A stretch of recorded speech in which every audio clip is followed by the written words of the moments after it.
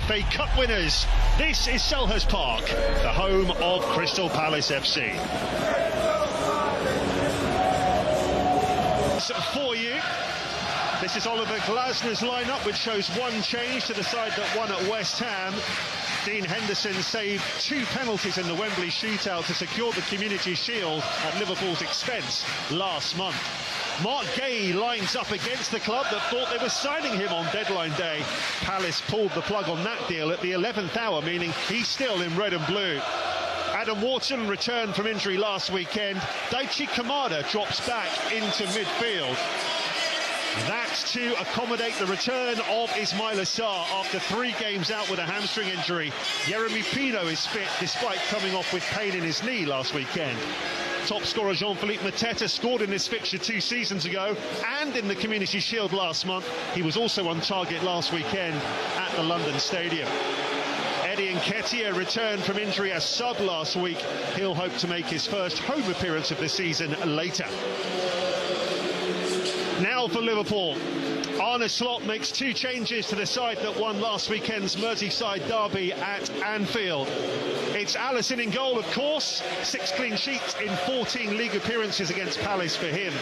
Giovanni Leone is out for the season with an ACL injury, so it's the same back 4 as last weekend.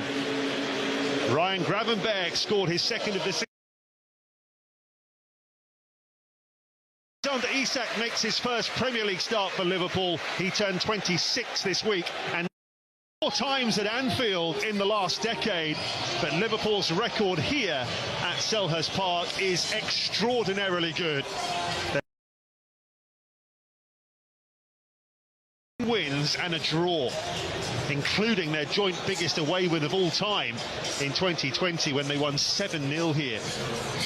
Palace's last league win over Liverpool here was in 2014 when they came from behind to seal a memorable 3-1 victory. Last year, Liverpool 1-0 winners here, courtesy of an early goal from the late Diogo Jota. Arne Slot would happily take another narrow victory here and extend his side's lead at the top of the table.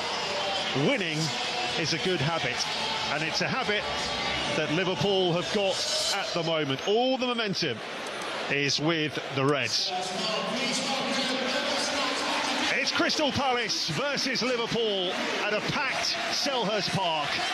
The last 2 remaining. Liverpool felt bitterly wronged after their match, with many believing VAR ignored a glaring penalty on Alexander Isak that could have changed the entire outcome. The controversy centers on a moment in the second half when Isak charged into the box, burst past a defender, and appeared to be clipped and brought down decisively. The referee waved play on, and shockingly, VAR intervened not at all. In the build-up, Liverpool had been pushing hard, playing with width, probing through midfield, pressing Palace high up the pitch.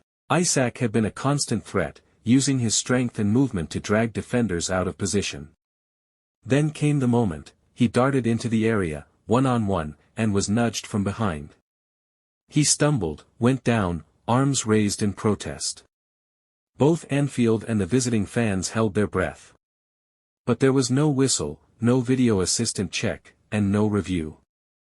Moments later, Liverpool were forced to defend a counter, Palace regrouped, and momentum shifted. The sense of injustice rippled through the stadium. Teammates confronted the officials, the coaching staff expressed disbelief, and pundits watching live called it a stonewall penalty. On the sidelines, Arne Slot's face was etched with frustration. His coaching staff made frantic gestures toward the 4th official. Even in post-match comments, Slot alluded to the incident.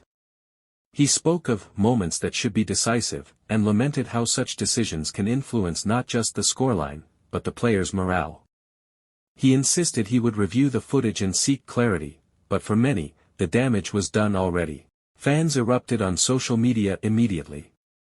Clips of the challenge were shared frame by frame. Supporters asked, "Why is VAR silent when it matters most?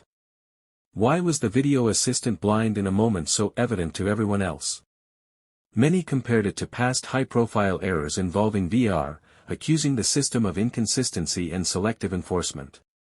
Liverpool's players remained professional, pushing for an equalizer with urgency. The foul might have robbed them of control, but it did not stop their drive. Yet the sense lingered: if that penalty had been awarded, Liverpool might have gone on to win convincingly, not scraping for points or reacting late. For Isak, the incident stung. He has been working hard to settle into the team, adapting to the pace, the expectations, and now the disappointment that comes with controversial decisions. The silence of VAR, when everything seemed to suggest a foul, adds a layer of frustration he did not need. VAR was introduced to eliminate clear